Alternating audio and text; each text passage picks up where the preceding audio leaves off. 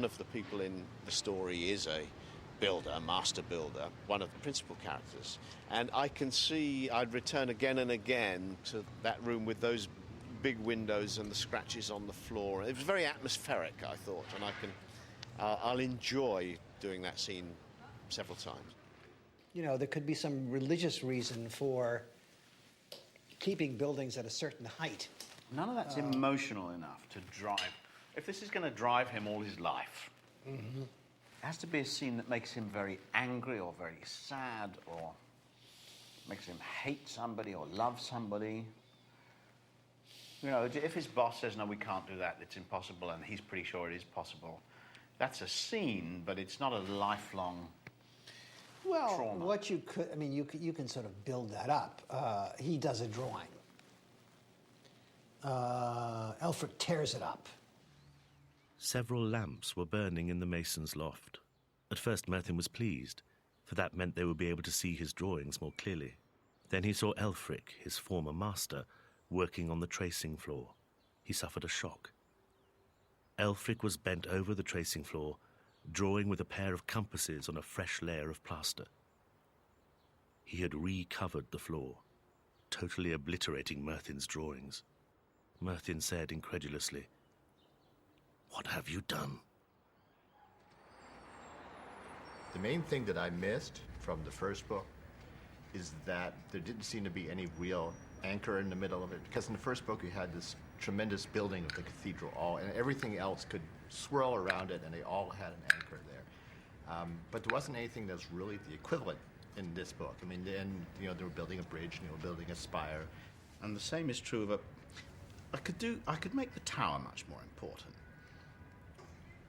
When it starts to crumble, more people could be killed.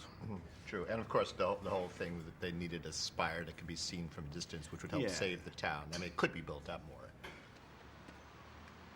One of the dramas is that some people want to build a new tower. It'll be expensive.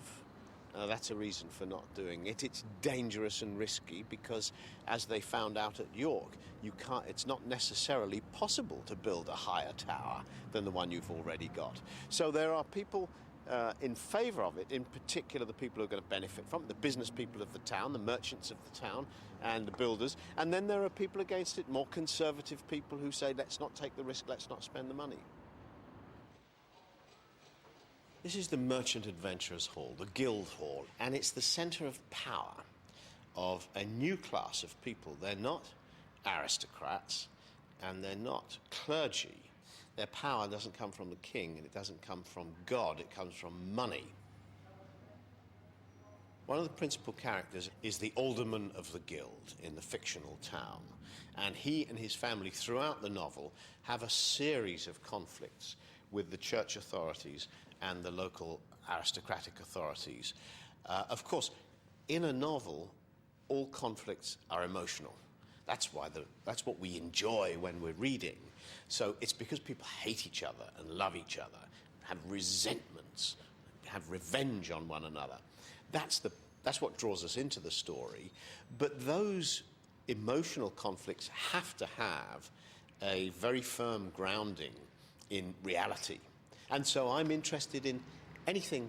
What I get from history books is patterns of conflict that recur again and again in different towns in England over this period, and I can put my characters into that conflict and give them reasons to hate one another or love one another. There's just so much to make up in a book of this length, and you have to keep on making up more stuff about the same people.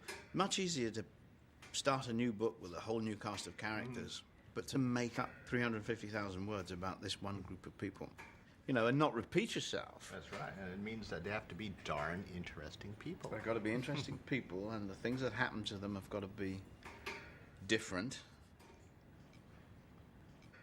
Still, don't worry about it. Oh, gosh, no. You're the one at the computer. Yeah. I just get to sit back and say, that's not quite working. Yeah. Do something, will you? And I do. Well, this is the home of a wealthy merchant in the Middle Ages and his family. And so this is where I imagine all the domestic scenes in my story taking place. If I write that Caris has an argument with her father, or that her boyfriend comes to see her and they kiss, they're left alone for a few minutes and they kiss, or somebody dies, or somebody's born. All of these domestic dramas have to take place in a house, and it's important for me to be able to visualize the house so that the reader can see these scenes taking place in a setting which is distinctively medieval. So as I'm writing, playing out these domestic dramas in the central family in the story, I see them taking place in a room very much like this. Papa came stomping out of the kitchen, trailing his twisted right leg as always, carrying a big wooden cup slopping over with ale. "Hello, my little buttercup," he said to Caris in a softer voice. He sat on the big chair at the head of the table and took a long draught from the cup.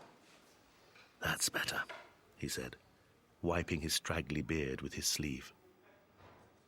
The things that are interesting to read are letters, accounts, how much they paid for a cow. A cow was 12 shillings in the 14th century, for example. That kind of thing, you've got to look quite a long way for that kind of detail. But if there's somebody in the story who's buying a cow, you really want to know that it's 12 shillings. I mean, you can't make it up. You've got to find out. What do they use for money in this period? Silver pennies. Silver pennies, That was the only coin. which are issued by the government or by whom?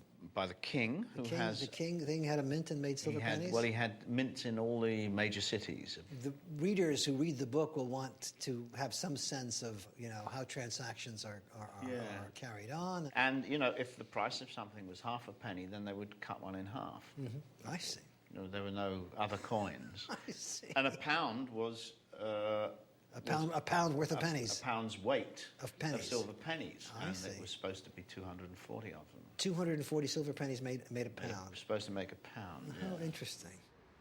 Well, once I decided that the people of the town would build a bridge, it occurred to me that there might be an old one that perhaps needs repair. And then, of course, an even better idea occurred to me, which was that the old bridge would collapse. And so early in the story, the big dramatic event is the collapse of the bridge. It's also, this kind of thing is technically great fun for an author to do, because if you're going to have a bridge fall down, you want all of your major characters to be somewhere on the scene.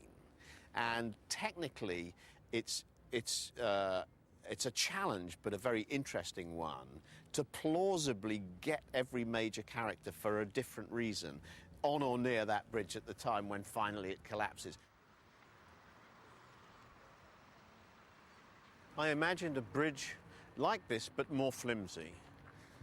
Crossing it is a very heavy four-wheel cart drawn by 2 oxen and laden with huge, heavy sacks.